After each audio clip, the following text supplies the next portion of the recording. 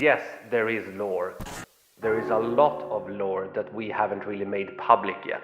And the reason for that is that we want the lore to be discovered and explored by you, the players. All questions will be answered, but you will have to put some effort into it. You will have to search and puzzle things together yourself. Repo.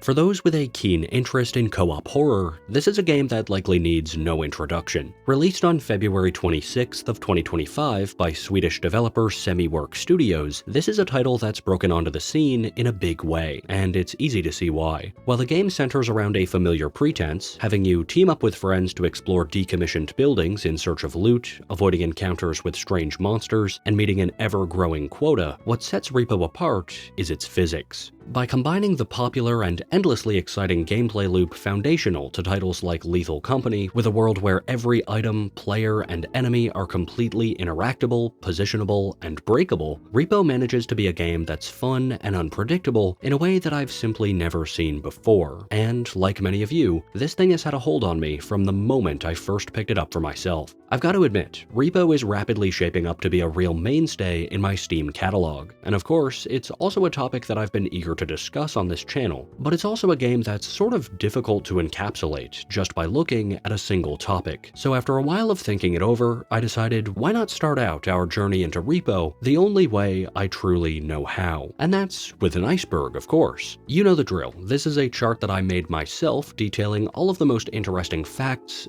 theories, trivia, unused content, and of course, lore that presently exists in the game of Repo, starting with some of the most well-known content near the top and gradually becoming more obscure as we make our way down. While putting this together, I was pretty surprised just how much of this I'd never seen mentioned anywhere else online. And so I think it's safe to say, even if you have quite a number of hours in Repo, there's almost certainly going to be something new to pretty much everyone. Before we get started though, I do need to give a big thanks to fellow creator and my personal friend, ChiknNougat, for helping me uncover a lot of the stuff on this list. Without him, this iceberg may very well not have been possible in the first place. Make sure to check him and some of his Repo content out. I'll have it linked in the description. With all of that said though, we have a lot to cover today, so let's start up the truck and dive right in to the Repo Early Access Iceberg.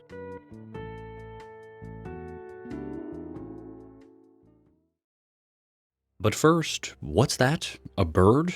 A plane? Nope, it's War Thunder, the sponsor of today's video. Available for free on PC, consoles, and mobile, if you're looking for the ultimate vehicle combat game, then look no further than War Thunder, because with over 2,500 tanks, ships, planes, and helicopters hailing from across the globe, War Thunder is easily the most extensive and exciting game of its kind. Seriously, each and every vehicle in War Thunder boasts incredible attention to detail, and with choices ranging from the simple biplanes and armored cars of the 1920s to staples of the battlefield in the modern day, spanning 10 different nations, you're free to battle your way with equipment from the place and period of your choosing. One of the things I personally appreciate most about War Thunder is their commitment to authenticity. There's no simple hit point system here. Instead, every single vehicle in the game is a complex model with individual parts, plating, and weak spots, just as they would be in the real world. The game's X-ray view system even shows you exactly how enemy fire affects the parts of different vehicles live and in real time. But with such commitment to realism, there has to be some drawback, right? Well, no. War Thunder is built on the Dagor engine, which is specifically optimized to deliver a lag-free experience with stunning visuals and high frame rate even on older or slower PCs and consoles. The game also doesn't require any additional hardware, unlike other simulation games. All you need is a keyboard or a controller to start playing, and start playing you should, because with a worldwide community of over 70 million players, there's a lot to love about War Thunder. If you're an avid viewer of the channel, you might remember that we've partnered with War Thunder before, and that's why I'm glad to announce that for any new players, or those returning after more than 6 months, you now have a second chance to claim your very own massive bonus pack, including 100,000 Silver Lions, multiple premium vehicles, 7 days of premium account, the exclusive Eagle of Valor decorator, and much more. All you have to do is use my links in the description or pinned comment to sign up for absolutely free, and the rewards are yours on PC and console. Thank you to War Thunder for sponsoring today's video, and with that, let's get back to the iceberg.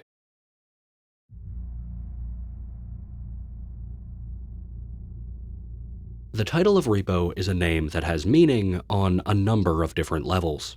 Not only does it allude to the act of repossession, which is clearly a rather major part of the gameplay loop, but it's also the abbreviated name of the in-universe program which our characters work at in the first place. The Retrieve, Extract, and Profit operation is thought to be an organization that exists in the far future in order to function as an automated repossession network, composed and sustained entirely by AI workers. The goal of the operation seems to be collecting valuable materials from abandoned or unoccupied domains in order to pay down fees associated with each property, with much of the heavy lifting, both literal and figurative, being carried out by Repo's colorful player characters, known officially as Semibots, which earn their name from the game's developer, Semiwork Studios. These bots work in teams of up to 6 and are shipped from location to location in massive rover-like trucks, also manufactured and distributed by the organization, as evidenced by the overt Repo branding visible on the side, though it's unclear precisely how many of these trucks exist and how many teams of Semibots the org has under its control. What we do know, though, is that in spite of the intelligence and autonomy of these characters, they aren't the ones in charge here. Far from it, in fact. Instead, Repo is led by another, far more clandestine figure, a deeply ominous character in their own right, who's always present but never seen. A figure called the Taxman, who also just so happens to be the next point on our list.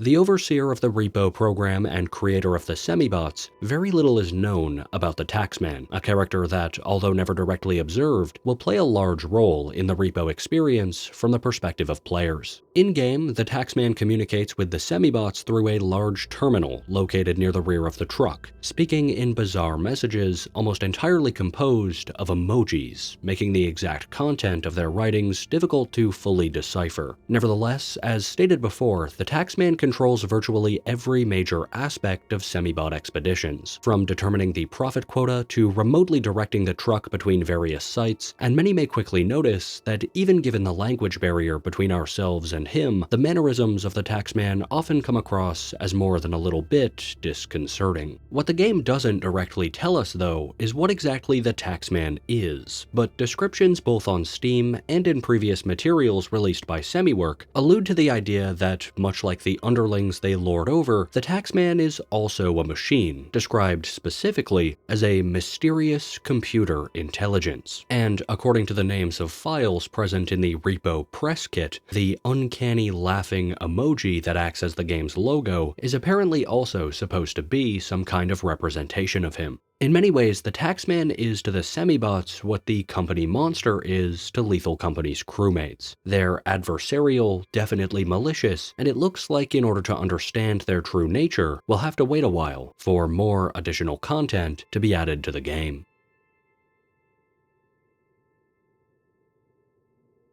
Throughout our time in Repo, it won't take long for many players to realize that there's a definite sense of uncanny quietude to this game's settings. Even through the relaxed, cheery music of the main menu, there's this persistent feeling of loneliness that's almost palpable within this game, and I wouldn't be the first to suggest that a large part of the reason for that stems from a very notable lack of human life. That's right, in spite of the fact that everywhere we visit in-game, from the main levels to the service station, is in some way a man-made structure, there's a stark lack of humans to be found anywhere, or at least humans that are still alive. When stopping at the service station, players are likely to encounter a skeletal figure slumped over the checkout counter as if having suddenly passed away during a normal day on the job, but they aren't alone. Another similar figure can be found frozen within a block of ice obtained as loot from McGennick's station, and if we wait for long enough on the game's home screen, we'll see another cluster of them pass beneath the tire of the truck. There are several other skeletons to be found as well, in various places that we'll talk about later on in this video, but regardless, you probably don't need me to tell you that with the abundance of human remains, and at the same time, a notable lack of living human beings, one of the most popular, and likely one of the most plausible Repo theories, is that the future this game is set in likely takes place after a global catastrophe of some kind has left Earth largely abandoned, dominated only by monsters and machines. means. Now, there's a lot of different interpretations with regard to just how widespread this purported apocalypse may have been in the lore. Some suggest that humanity is completely extinct, fully wiped out by the time the game takes place, while others think that the process may have been more gradual, and that there may still be pockets of people struggling for survival in remote areas. But either way, this post-human idea was one of the first broad conclusions drawn by the Repo community, and if I'm being honest, it's really only theory in name alone. There's a lot of evidence to support it, as we'll see throughout the rest of this video.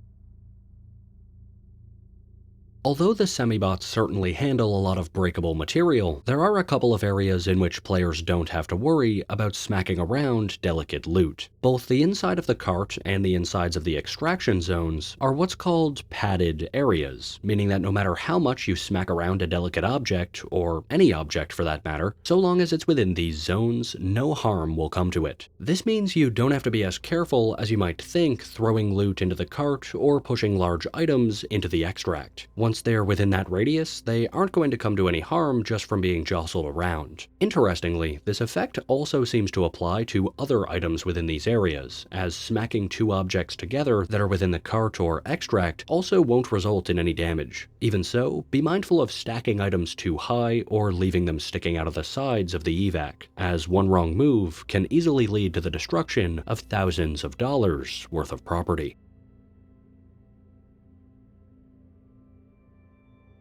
Just as they are in real life, toilets are a regular part of Repo's various facilities. They spawn as part of bathroom scenes in most of the game's levels, but they can also be found consistently in not one, but two of the prefabricated rooms which can appear within the service station. It also just so happens though that the toilet also has some interactable elements that many players will probably know about, since if a semibot is to leap or be placed into it, another player will then have the opportunity to flush them by pressing the handle on the toilet's side. Here, a short animation will play where the toilet clogs before violently shooting the player out again. What some may not have realized, however, is that the toilet can also be used to stun certain enemies, especially the apex predator, a monster which appears as a small duck that tries to get players to interact with it, causing it to reveal its true form and lacerate them with its sharp teeth. Because this creature will naturally drift toward the center of a player's viewport, it's not difficult to bait it into the toilet, where the flush mechanic can be used to take it out of commission for a couple of seconds, allowing players the opportunity to pick it up and safely slam it against a surface until it's defeated.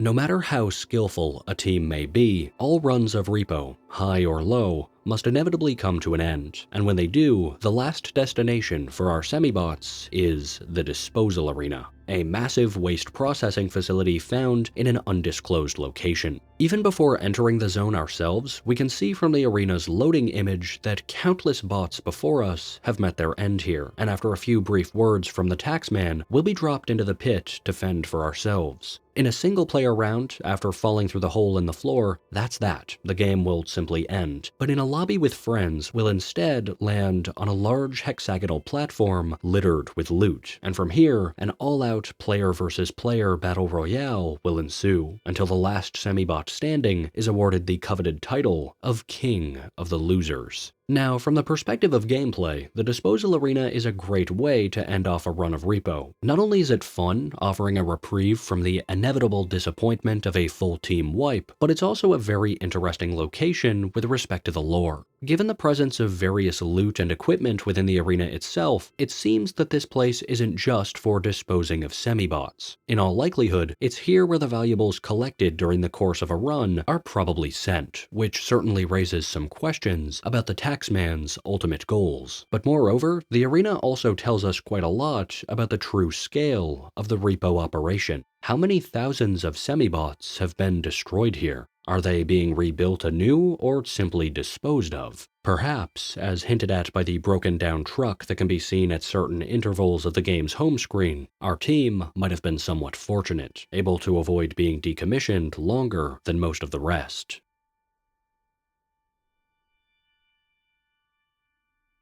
In the video We Need Your Help, published by Semiwork to their YouTube channel on March 7th of 2025, the dev team revealed some hidden console commands that could stand to make life a little bit easier for content creators or those wanting to collect footage of the game. These commands can be entered into the game's text chat, always beginning with a slash, and to date, there are a total of 3 different commands that have thus far been revealed. By typing /cinematic, players can hide the HUD elements from their screen, which is a command that I used quite frequently when gathering footage for this very video. A somewhat lesser known feature of cinematic mode, though, is that when it's active, one can use the numpad in order to alter the lighting in different ways, which is also helpful for capturing darker areas or adding additional effects to footage. Next, there's /green screen, which, as its name suggests, creates a positionable green screen background to help players place thumbnails or similar scenes. And lastly, we also have /blue screen, which is the same as /green screen, but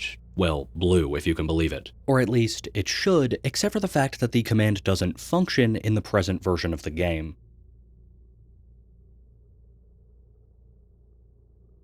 At the time of recording, the museum is an upcoming unreleased location which Semiwork has teased for release sometime likely in the rather near future, and when added, it'll be the first new area committed to Repo post-launch. In spite of the fact that, once again, as of recording, this location isn't yet in the game though, there's actually quite a lot that we can already infer about it, on account of the fact that most of the location is already present within the game code, and can be thoroughly reviewed even with basic 3D modeling tools. Since it was first teased, the museum has been presented as a parkour-centric location, focusing on creating opportunities for player movement that don't exist within other areas. Indeed, there are many places with verticality here that manifest far differently to other portions of the game, and it's definitely a distinct feeling zone that's not quite like anything else we've otherwise seen. As one would expect, the museum also places a lot of emphasis on many of the pieces of artwork and photography found throughout the rest of Repo, and while there are many reused assets from other areas found on the walls and upon pedestals, there are also at least a couple of unique works that don't seem to exist anywhere else. Later on in this iceberg, we'll talk in more depth about many of these paintings, but now that we've gotten a lot of the most basic and formative info out of the way, it's time to continue our descent and move on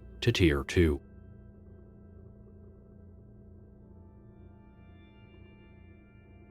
Inside of the service station, there's a secret attic room that will sell a couple of specialty items to those who are able to find it, and although most players are familiar with this secret shop, there seems to be quite a lot of misinformation surrounding when and where this thing actually shows up. Although many seem to be under the impression that the secret shop isn't a guaranteed spawn, this isn't actually the case, and finding it is extremely easy if you know where to look. Anytime you arrive at the service station, simply find the shelf holding the health packs, turn, look to the second or third ceiling tile to the right, and there you have it. You'll know you're in the right place when the tile becomes grabbable. Once one is inside this area, either by being lifted by their friends or through more creative means, they'll be greeted with a small crawl space-like area that has a chance to hold 2 different items: the human grenade and the duct tape grenade. The human grenade is basically a less powerful version of the normal grenade, purchasable downstairs, which is named as such because it closely resembles conventional Mark II armaments, while the duct tape grenade consists of 3 human grenades bound together, obviously meant to function as an improvised cluster bomb. Near the back of the shop, there's also another point of interest: a human skeleton lying on their stomach, surrounded by empty bottles and candles, and judging by both the desperate state of the scene and the stockpile of weapons on hand, what we've come across here could easily be seen as an improvised hideaway, one of the possible last holdouts of humanity at the end of the world, easily making the secret shop one of the most evocative pieces of environmental storytelling in the game.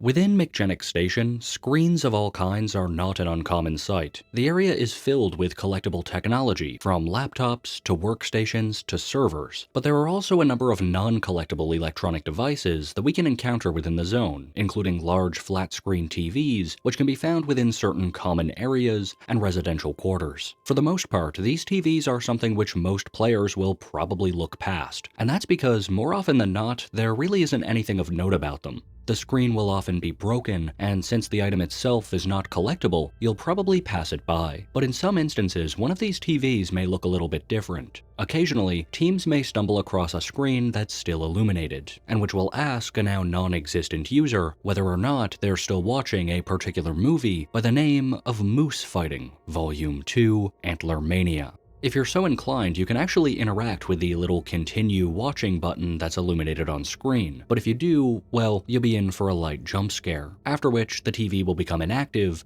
just like the rest. However, this isn't the only mention of this movie in Repo Media though. On April 1st, 2025, to celebrate April Fool's Day, Semiwork also uploaded a trailer for this very same film to their YouTube channel, showing off all of the sweet action that we never got to see from our view in-game.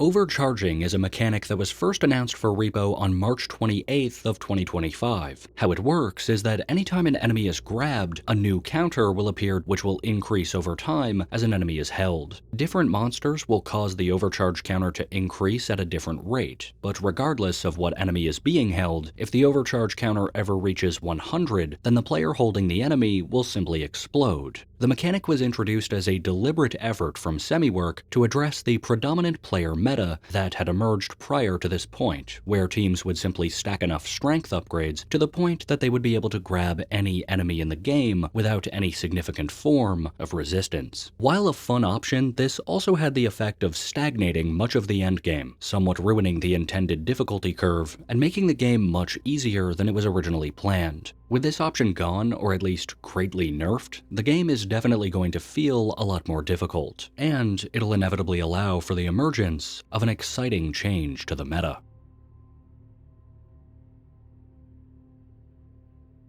When booting up Repo for the first time, many players may turn to the in-game tutorial in order to get their bearings on their Semibot's controls, and learn the basics of what this game has to offer. But instead of proceeding forward through the supplied instructions like normal, if one were to instead turn to the left and make their way over to this small door on the side of the environment, players can observe a large warning sign displaying the following message: "Danger. Make sure that no service technicians are present in the orientation facility before testing, in accordance with the AI Workers Safety Act of 2184.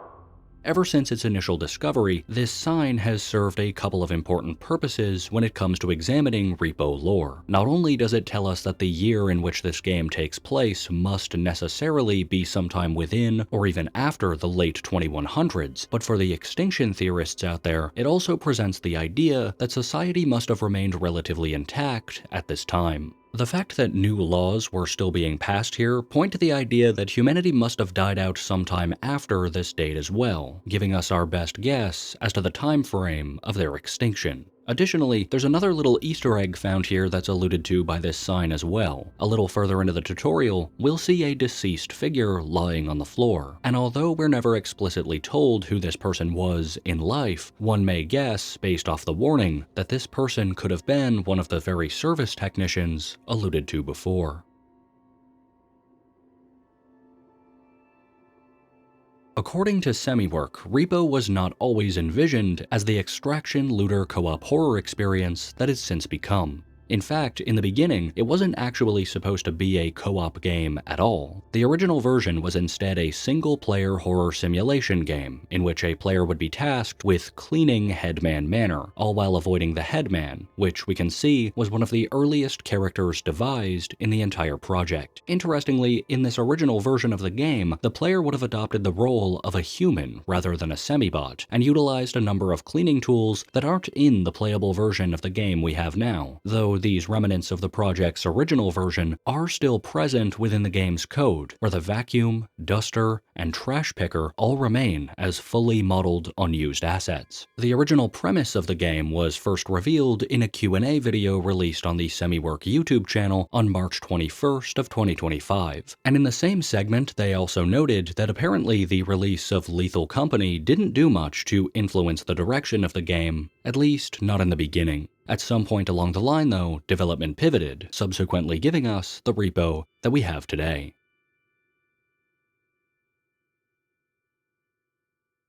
The Headman is, and long has been, something of a mascot in the Repo enemy roster. Manifesting as a large floating human head with wide glowing yellow eyes and sparse strands of silvery hair trailing from a balding scalp, he moves in near complete silence, spare for the occasional gnashing emanating from his teeth. And should he catch sight of any roving players, the Headman will easily lock onto them and pursue for a number of seconds in vicious fashion. Even to the most amateur of players, he'll probably be a familiar sight, and the same can be said of his domain, the Headman Manor, a grand house whose former opulence is still evident beneath layers of dust and cobwebs. But abandoned though it may be, signs of the house's former glory still rest within her shriveled courtyards. In many generations of the manor's outdoor areas, headstones can be found denoting the unmarked graves of long-forgotten residents. But among them, we can often find one stone larger than all the rest, and when looking at its surface, the wide-eyed visage of the Headman will stare back.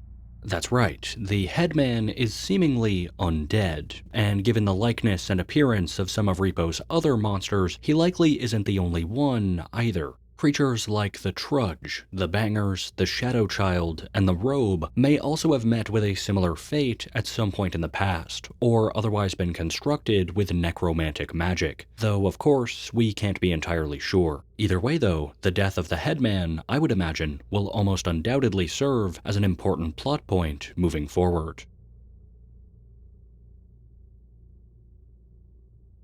It's pretty common knowledge that in a bind, several small or medium items found in the course of one's misadventures can serve as improvised weapons, temporarily or permanently inhibiting certain enemies. But there's also a handful of items whose offensive properties are much more overt, making their value not just monetary, but military. Likely the most well-known weapon item is the clown toy, which, although it may appear normal enough, is actually, not so secretly, the single most powerful explosive in the game, and it's not even close. By honking the clown's nose a total of 3 times, it'll blow up, causing a whopping 300 damage to anything in the blast radius, player or monster alike. And the best part is that you don't even need to press the nose 3 consecutive times. You can prime it by pressing it twice, and then hit it a 3rd time after it's in place. Next, the flamethrower and the propane tank are 2 items which can be located in McGennick Station, and both of them function in a similar fashion, spitting a steady stream of fire in a given direction. In the case of the flamethrower, all one needs to do is aim the nozzle and hold down the red lever, while the propane tank instead has to be damaged to expel its contents. Still, both are a compelling option in certain scenarios. There's also the circular saw that can also be found in McGennick, whose function ought to be pretty self-explanatory. Finally, the last item in the game with overtly offense-based properties, at least as of recording, is Dumgolf's staff, which is a large wizard staff that can be found in the Swiftbroom Academy.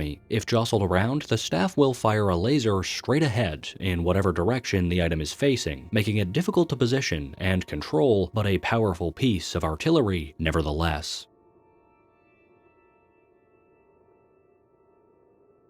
Throughout McGennick Station, several articles exist of the types of research that once occurred here, and among the various tables and lab equipment, another common sight are these freestanding whiteboards, still displaying notes from the scientists who this facility was once occupied by. While most of the content on these boards consist of abstract models and figures inconceivable to us today though, there is one note consistent across them all that poses a simple and evocative question. What's in the ice?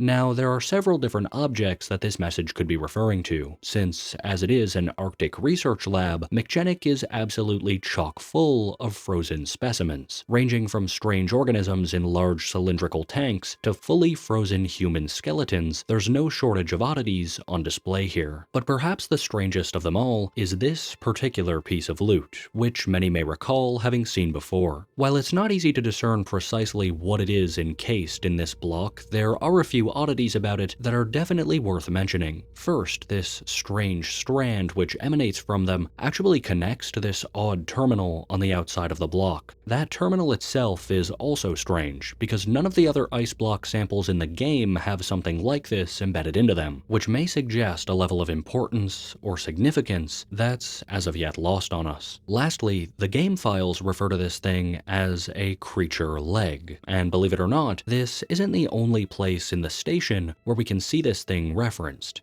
On the screen of the laptop valuable, which can also be collected at the station, we can see a rough wireframe image that clearly shows this creature's leg alongside something else, perhaps a larger body that appears to have some kind of insectoid makeup. So the question is, could this be the thing that's in the ice?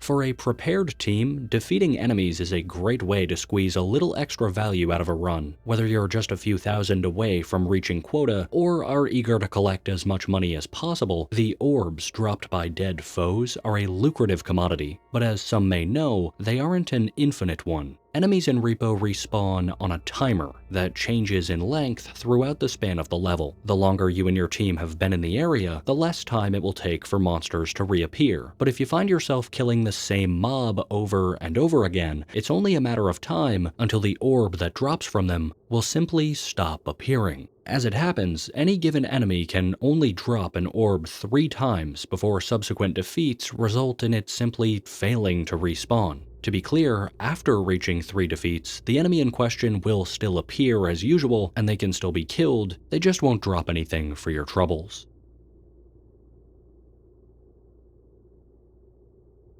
The clown is an enemy that many, especially newer players, will probably learn to fear rather quickly. Its monstrous appearance and telltale laugh are certainly fearsome in their own right, but the thing this monster is primarily known for is the powerful laser it emits from its nose. Now, those of you who are more experienced with Repo and who have watched other creators' content on the game probably already know that this laser is always fired at the same height as a player's head, but something that isn't spoken of quite as much is the fact that this laser that the clown emits is not solely unique to the creature itself, for it's also the same beam fired by Dumbgolf's staff, an item which we first discussed just a couple of entries ago. This might be taken as a means to suggest that the clown and the Swiftbroom Academy may have a deeper relationship than they may at first seem. One theory is that the clown may actually be none other than Dumbgolf themselves, a character who's only ever mentioned in the file name for the staff and its associated textures, perhaps turned into the form of the clown by means of magic. Another idea, though, is that perhaps a different character is to blame. Someone who happens to be our first talking point in the next tier of this iceberg, Tier 3.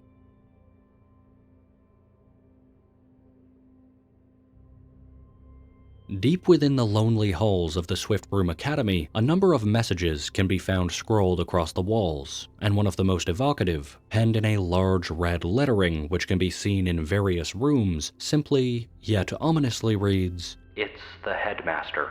Simple though it may be, this message has led many to assume that it may somehow help to allude to the events that led to the desertion of the Academy at some point in the past, and more specifically, that the headmaster themselves may hold further clues to unraveling Swiftbroom's past. Except that there's one big problem. We don't know who the headmaster is, though we do see him in-game. Despite the impressions of many that have cropped up since this message was first discovered, the headmaster isn't purely an off-screen character. Instead, we actually can see them firsthand in certain rooms, which exclusively generate within the Academy in the late game. The room in question is called the Headmaster's Study, and at the top of this small flight of stairs, the skeletal remains of the headmaster himself can be found, his iconic wizard hat still placed squarely upon his skull. The role that the headmaster played in the downfall of Swiftbroom is still unknown to us, but this revelation, small though it may be, does at least help to disqualify a number of existing theories about him.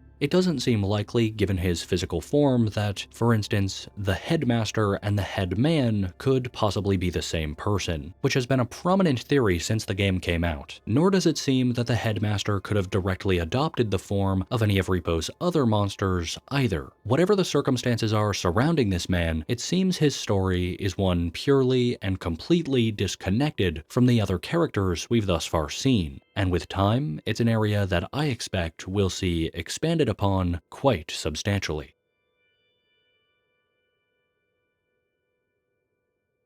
It's no secret that one of the most valuable commodities in Repo, aside from money, is health. The game is extremely stingy when it comes to handing out healing in both a natural and itemized form, with a successful revive only awarding a single health with which to stay alive, and the truck only awards a measly 25 health to players who are able to reach it at the end of the run. As far as items go, we have the health upgrade and the small, medium, and large health packs purchasable from the shop, but with so many more permanent features to spend your hard-earned cash on, it's hard to see especially the latter of these as a worthwhile investment. Luckily though, they don't have to be. As of recording, there's an exploit that exists in the game that can be performed which allows players in the round to receive free health when exiting the service station. All you have to do is bring a health pack into the truck, and after starting it, pick the pack up and spam E repeatedly on the keyboard until the end of the loading screen. If you do, you'll see that the health pack has been applied to your life total without necessitating a purchase. And what's more is that every single member of the team can perform this trick simultaneously.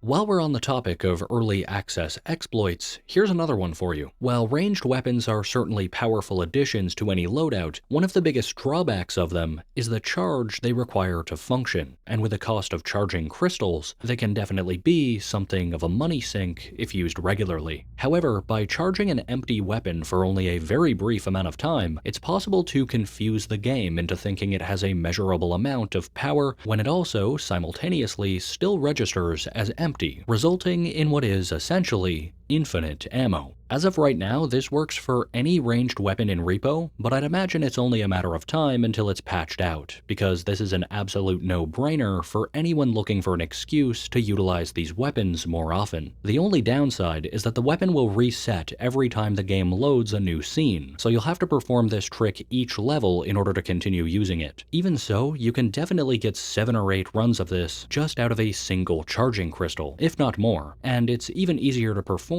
using the recharge drone. One more tip for you that's also along similar lines: keep in mind that each crystal contains precisely 1 full charge before it's destroyed. So if you simply charge an object to around halfway or 3/4 and then start the truck and proceed to the next area, that crystal will not be destroyed. And in fact, the game will fully reset it back to a full charge. So you can easily use this trick to power all of your devices in Repo without sacrificing any of your hard-earned cash, just so long as you only charge one item at a time.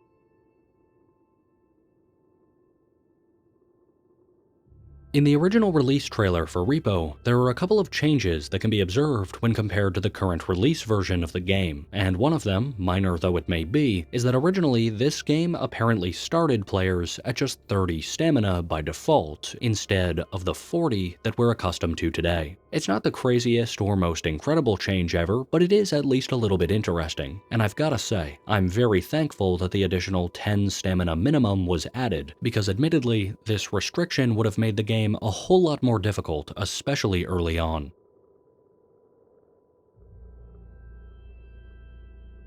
The Headman Manor is, aside from the museum, likely the stage which contains the most amount of paintings and hanging wall art out of any other location in Repo. From pastoral landscapes to bizarre, surreal scenes, the area is chock full of interesting works to look at, but those that will likely draw the most attention are the 4 different paintings which feature individuals scattered throughout the domain. The first and most common picture to come across is this one, featuring a human man with glasses and a neutral expression. staring at the camera. And while we don't know who this person is, they also appear within the museum, so it's unclear whether they were once a resident of the manor or a person of importance within the wider scope of the world. The same could also be said of this other picture of a young man, seen at some intervals, but these paintings are easily the most tame of the lot, since the other two we can observe are exclusive to the confines of the manor, at least so far as I'm aware, and the eerie, inhuman quality of their subjects causes them to be much more strange and off-putting. Both pictures depict an individual with an elongated face, blank, almost expressionless eyes, and an eerie, unnatural smile. Whether or not the figure in both pictures is supposed to be the same is unclear, but their off-putting expression and decidedly inhuman looks make one thing clear. These figures, whoever they may be, likely hold some relation to the headman himself. Unfortunately, we don't have much to go on when it comes to determining the true identities of those who appear in the artwork, but I can't help but feel that at least one of the paintings does bear a strange sort of resemblance to at least one of R.E.P.O.s enemies, the Huntsman. For reasons we'll talk about later, I'm not personally convinced that these figures are actually one and the same, but I think there certainly are some similarities. I don't know, I guess let me know your thoughts below in the comments on that one.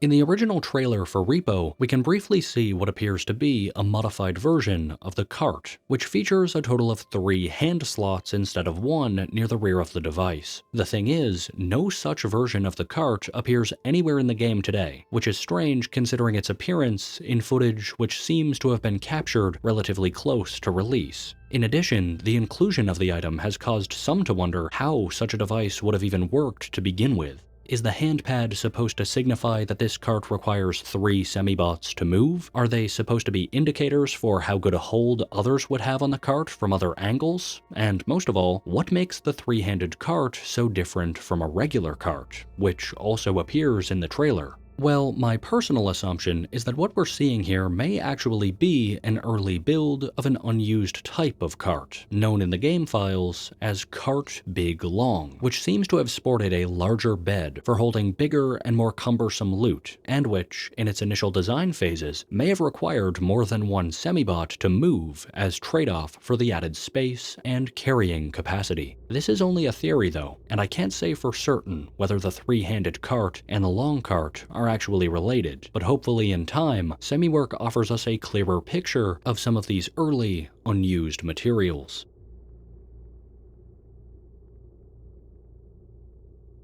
Just as is the case with the extract sites found throughout the game, purchasing items at the shop will result in a short countdown before the hood of the extract slams down, locking your selected items inside and confirming your purchase. But if you've ever thought that this small window of time in between hitting the buy button and the purchase being finalized could be exploited, you aren't alone. In fact, Semiwork has already engineered a failsafe into the shop to prevent sneaky semibots from throwing stolen goods into the evac at the last second. Not only will this not result in the stolen item being purchased, but once the hood retracts, live grenades will shoot out from the inside, peppering the whole shop and potentially harming the would-be thief and the rest of their team. After the chaos has ended, players will also be able to see a new emoji displayed on the extract itself, a sign that the taxman is well aware of your transgressions, and a warning that such an act won't be tolerated in the future.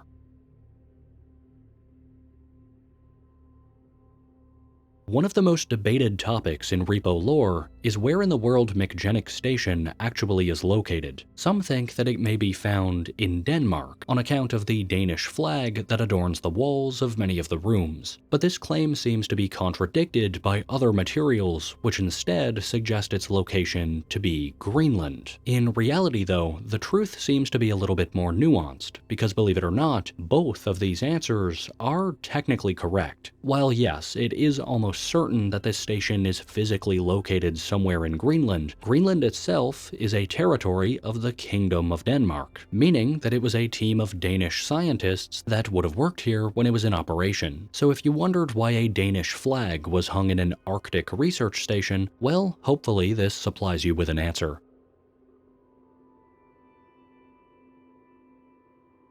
Both on the game's home screen and while riding on the truck in between levels, some players may have noticed a couple of interesting aspects of the nameless transitional road that we repeatedly find ourselves traversing in the course of our adventures. From numerous road signs to an entire billboard, there are a bunch of interesting materials out there that are just a little too obscure to be able to make out. But using FreeCam, we can actually pretty easily get a look at each of these assets. And by far the most interesting and prominent is definitely the billboard. When zooming in and enhancing the image, or just picking out the texture from the game files, we can see that this is actually an advertisement for an injury law firm called Ruthstrom & Sons. And it's even equipped with a phone number, which, yes, I did call, and no, it's not in service. Unfortunately, there's no Repo ARG this time around, at least not here. Aside from this billboard though, there are a couple of road signs that can be found out here as well. One of them is in Swedish and basically translates to road closed, while the other is a more universal symbol conveying pretty much the same thing, though it does have this mysterious little sticker of a monkey plastered right in the middle for whatever that's worth.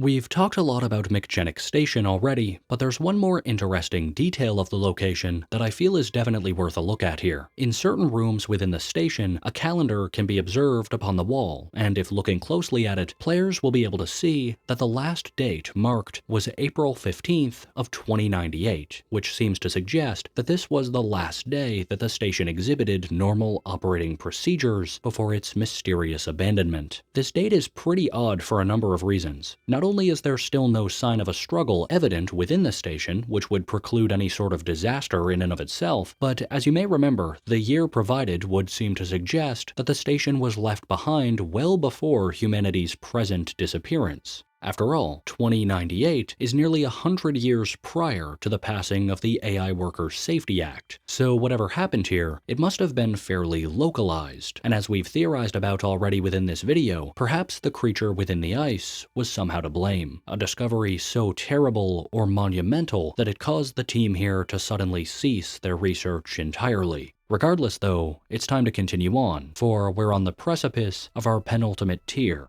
Tier 4.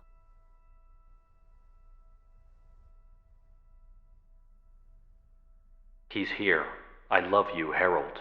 This is the content of yet another mysterious message etched into the walls of Swiftbroom Academy. But unlike in the case of the "It's the Headmaster" text, which we talked about in the previous tier, the communication we see here is entirely shrouded in mystery. The writer is completely unknown, as is the identity of the person or entity which seems to have been closing in on them just prior to their writing it. Most mysterious of all, though, is the identity of yet another off-screen character, Harold, which is a name that simply doesn't appear anywhere else in Repo. Who was Harold? What relationship did they have to the Academy? And could whatever have attacked their lover have been the cause of the school's abandonment? Sadly, at present, we can only guess.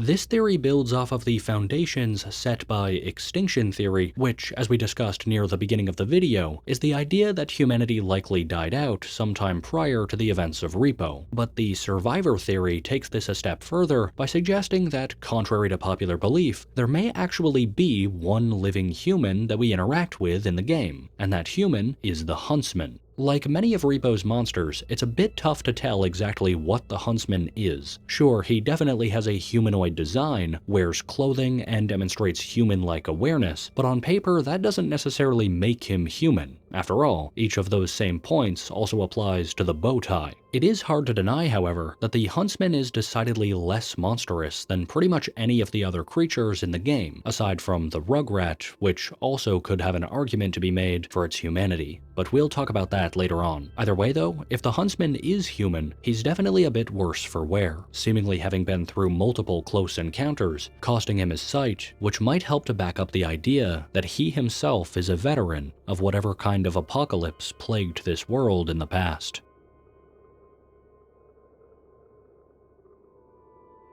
This is an odd little piece of tech that, while it may seem strange, is actually quite the useful strategy for high quota runs, or for teams that want to focus exclusively on bolstering certain semi-bots' abilities. Essentially, by purchasing an upgrade at the shop and leaving it unused within the truck, it's actually possible to manipulate the upgrades which will appear after the next level, because the upgrades that are available within Repo exist in a sort of pool. There are only a certain number of each upgrade that are capable of appearing at any given time, but generally nobody would really see this, because though the upgrade cannot appear again if it's purchased, once you use it, it's once again capable of respawning in the shop. However, simply keeping the upgrade in the truck assures that it cannot appear until it's used. So if, for example, you're tired of seeing player count or tumble launches in your store, you can simply buy them once, leave them alone, and ensure that they never take up valuable shelf space again.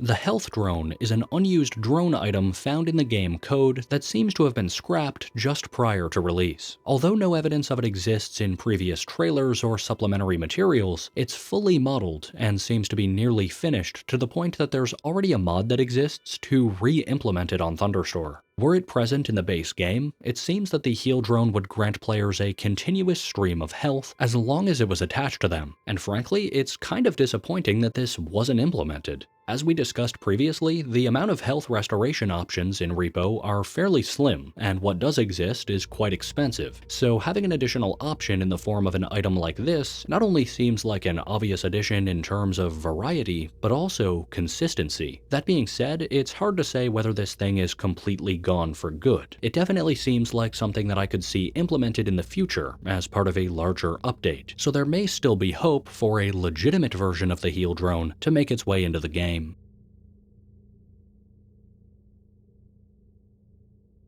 Magazines are a relatively common set object that appear in multiple places within Repo. Unassuming though they may be, however, these things are actually pretty interesting, and some of them even allude to in-universe lore that we've already touched on. In fact, one of the most common varieties seems to offer more evidence in support of the death of the headman, which is certainly interesting indeed. This particular magazine can perhaps be most easily found on the top shelves of the storeroom, found in the service station when it spawns, but it can appear elsewhere too, specifically within certain rooms inside McGennick Station, which is also where we'll find these next two, Cocopolitan and Borfs, which are obviously meant as satirical portrayals of the real-life publications Cosmopolitan and Forbes. Finally, there are two more magazines seen in the game's code, though I wasn't successful in finding either one within the game itself. But clearly the more interesting of the two is the one entitled Moose Fighting, which might allude to a successful multimedia franchise to accompany the movie that we spoke of back in Tier 2.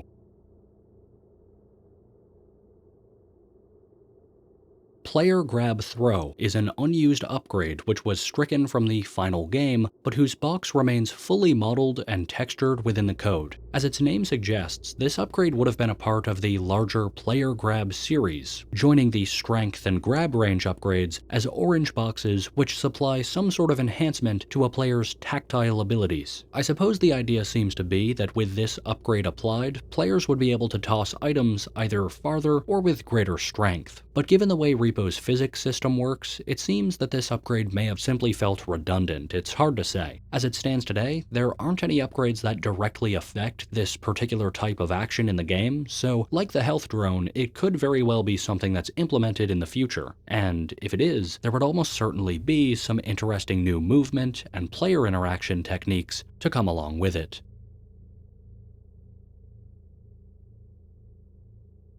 Repo's chat is one of the most beloved features in the game. The charming robotic voiceover is a perfect match for the design of the semi-bots, and the various different voice effects that can be achieved by looking up, down, or crouching all make for great in-game interactions. But something that's somewhat lesser known, at least as of recording, is that the game's text chat is also compatible with HTML syntax, and as a result, there are a bunch of different ways to modify how text appears on screen. By using certain strings of code, we can change the size, color, boldness, and various other aspects of our messages to other players. You can also use various emojis, which is another odd quirk of the way chat is programmed. But with that, it's time to continue on to our final tier in today's video. Tier 5.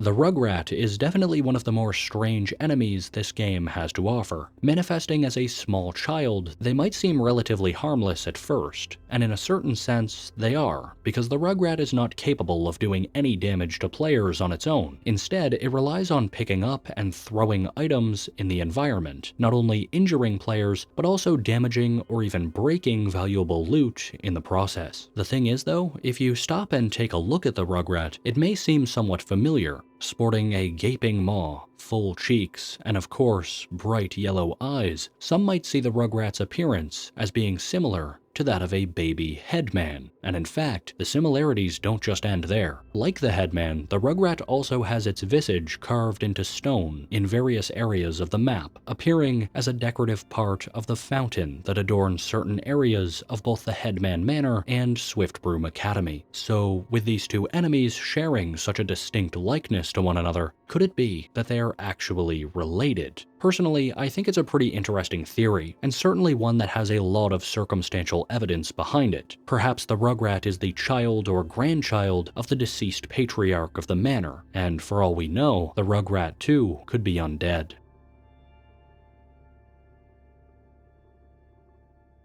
The map is an item that virtually everyone who's played Repo has looked at countless times before. You certainly don't need me to tell you that it's a pivotal part of navigating the game and locating loot, especially at higher level quotas. But the map also holds an interesting secret. See, while the item itself is obviously present in-game, its name in the files signifies that it may once have had a very different use. Known as the Dirt Finder in game code, this piece of equipment seems to be a relic dating all the way back to the original single-player build of Repo, where it probably would have functioned less as a traditional map and more as a means of finding areas that still needed to be cleaned throughout the Headman Manor. Who knows, it may have even been that this was not originally designed to be a standard piece of equipment at all, and instead could have been something that players needed to purchase or pick up sometime down the line. That is, if such a system even existed. It's interesting how something as simple as a file name can allude to such a robust history here. And in the future, when Semiwork talks more about this mysterious original build, then it'll be interesting to see what other areas of the game are holdovers from that original vision.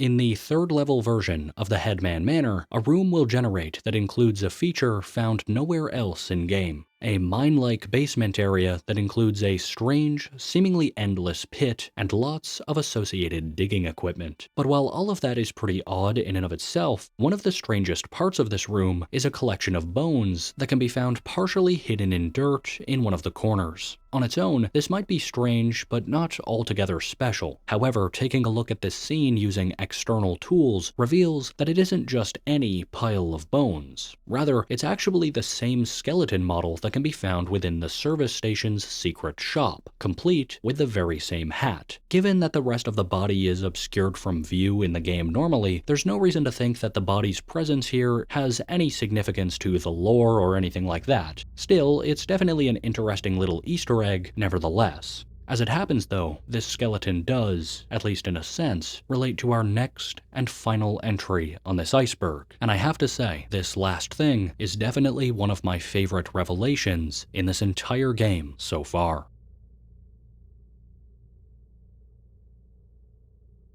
The last discovery of today's video is one that I've left for the end for a very specific reason. Not only is this, I believe, some of the most obscure lore in the game, but it may also be some of the most important. Throughout Repo, this symbol appears in a number of different locations. It can be found on the hat of the skeleton that lies in the secret room above the service station, and a small print of it can also be found on the warning signs found in the tutorial. But although the symbol may not appear as anything special, what we have here is, in actuality, a logo for a company known as R.E.P.O.s Automations. Now, nothing is 100% confirmed, but judging by the locations where the R.E.P.O.s logo can be found, I think there's an obvious conclusion to be drawn here. This company, one that is named nowhere else in the game aside from this small placard, is likely the very organization responsible for bringing the repo program and the taxman into existence in the first place. These were the people that once worked within the tutorial facility, and it seems that one of their workers may have been the one to hide in the ceiling of the service station after disaster struck sometime after the year 2184. So with all of this in mind, let me ask, is it a coincidence that someone associated with R.E.P.O. would have been the one to preemptively hide this way? Is it a coincidence that erratic robot behavior was one of the top concerns of their staff in the tutorial facility? Could it be that the taxman and the semi-bots aren't merely passive observers of a post-human reality, but might they have actually had a hand in its very creation? Given everything we've learned today, it certainly seems plausible. But even if not, I think that R.E.P.O. is likely one of the most important parts of the lore of Repo so far. Even if you take nothing else away from this iceberg, I would encourage all of us to keep an eye and ear out for that name moving forward. Mark my words, they will come up again.